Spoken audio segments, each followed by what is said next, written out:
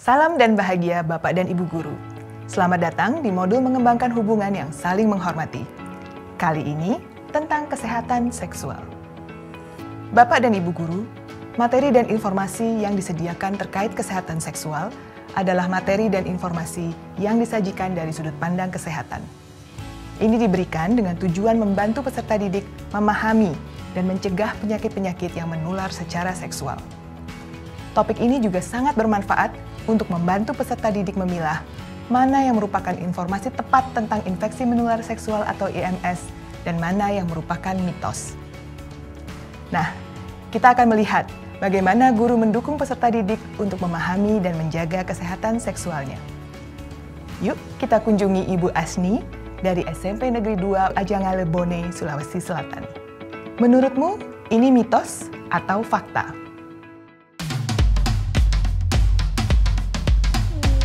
Pasti fakta. Mitos. Mitos. Mitos. Mitos. Mitos. Mitos. Fakta juga. Fakta. Mitos. Mitos. Mitos. Mitos. Mitos. Mitos. Mitos. Mitos juga. Fakta. Fakta. Fakta. Mitos. Mitos. Mitos. Mitos. Fakta. Fakta. Asal mereka berubah secara berkala. Banyak mitos yang beredar tentang beragam penyakit yang menular secara seksual. Ini terjadi karena kurangnya pemahaman pada murid. Nah, fakta apa saja yang bisa dipelajari terkait hal ini? Yuk kita simak informasi berikut. Terdapat banyak infeksi yang menular secara seksual. Dari infeksi yang dapat diobati secara mudah sampai infeksi berat yang harus menggunakan pengobatan antibiotik, termasuk virus-virus yang lebih rumit dan tidak dapat diobati sehingga menyebabkan kematian. Hal terpenting untuk diingat adalah bahwa semua infeksi menular seksual atau IMS, termasuk HIV, dapat dicegah dengan cara yang sama. Salah satunya dengan metode ABCDE. A adalah abstinen. Abstinen berarti tidak melakukan hubungan seks. Bagi remaja, melakukan abstinen atau tidak melakukan hubungan seks hingga saat yang tepat merupakan langkah yang dianjurkan. Tidak melakukan hubungan seks dapat mencegah penularan semua jenis IMS. B adalah be faithful atau setia. Artinya, hanya melakukan hubungan seks dengan satu pasangan pada satu waktu. C. Kondom atau pengaman. Pengaman dapat mencegah penularan HIV dan beberapa jenis IMS, tapi tidak semua IMS. Oleh karena itu, abstinen adalah pilihan paling sehat dan tepat untuk kelompok remaja. D adalah drugs atau obat-obatan. Tidak menggunakan obat-obatan dengan berbagi jarum suntik, karena dapat meningkatkan resiko tertularnya HIV. E adalah equipment and education atau peralatan dan pendidikan.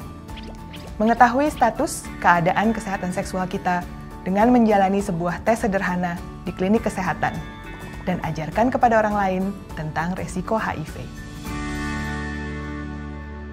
Selamat pagi anak-anak.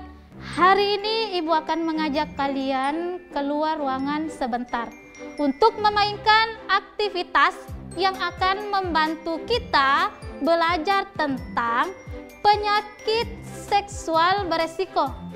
Ibu akan membagikan pada kalian kartu-kartu berwarna. Jadi, kalian akan membentuk barisan yang berdiri paling depan adalah orang yang paling beresiko tertular IMS atau HIV. Dan yang paling belakang adalah yang paling tidak beresiko. Kamu mau di mana?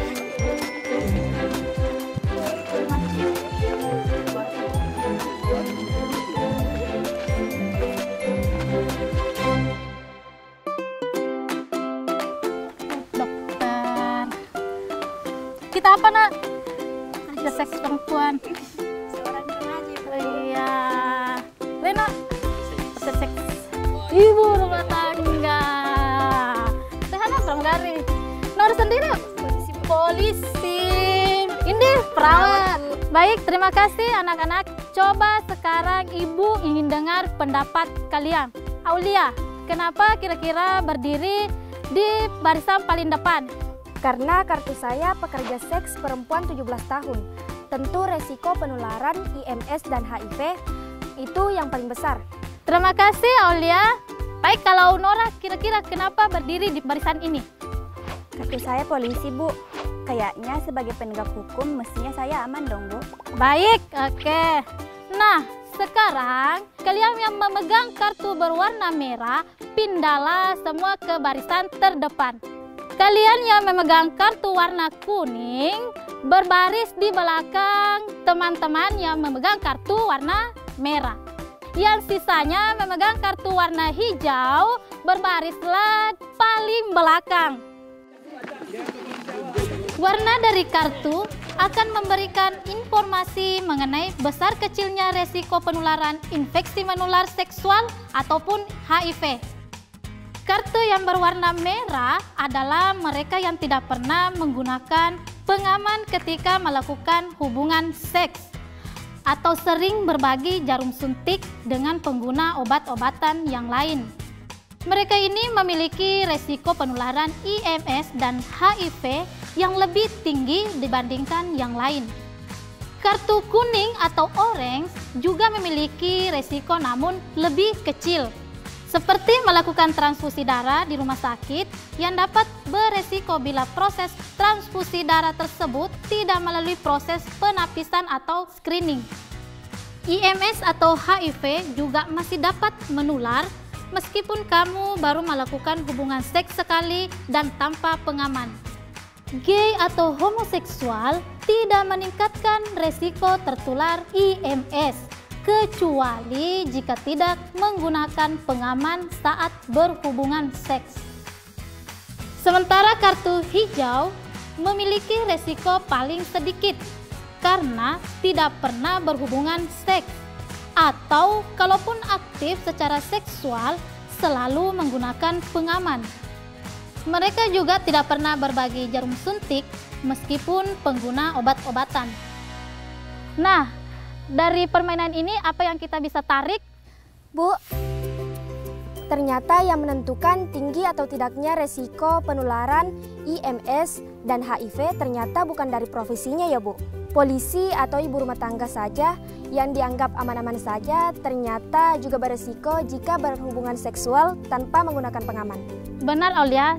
Ini biasanya terjadi jika mereka melakukan hal beresiko lainnya, seperti berbagi jarum suntik atau berhubungan seksual tanpa pengaman dengan orang yang terinfeksi IMS atau HIV. Ibu, tapi kita sebagai remaja tidak bisa membeli pengaman kan, Bu? Sebagai remaja, cara yang paling sehat bagi kalian adalah abstinen atau tidak berhubungan seks sebelum waktunya tepat. Ingat, resiko lainnya yang muncul di saat sekarang ini adalah kehamilan yang tidak direncanakan. Jadi, gunakan keterampilan berpikir kritis kalian untuk mempertimbangkan pilihan yang paling bijak. Jika merasa khawatir dengan resiko penularan IMS atau HIV, kalian bisa menghubungi klinik kesehatan remaja atau puskesmas PKPR terdekat. Mengetahui status kesehatan seksualmu adalah hak kalian. Jadi sebaiknya kalian tidak perlu takut melakukan tes HIV atau IMS. Jadi anak-anak, tubuhmu adalah milikmu, tubuhku adalah milikku. Hargai dan lindungi dengan cara terbaikmu. Kritis dan terbuka terhadap segala informasi tentang kesehatan seksual menjadi salah satu faktor penentu untuk mencegah terjadinya berbagai penyakit seksual yang terus mengancam generasi muda saat ini. Tak hanya dari peserta didik, tapi butuh sinergi serta penguatan dari semua pihak agar penyakit seksual tidak merajalela di kalangan muda.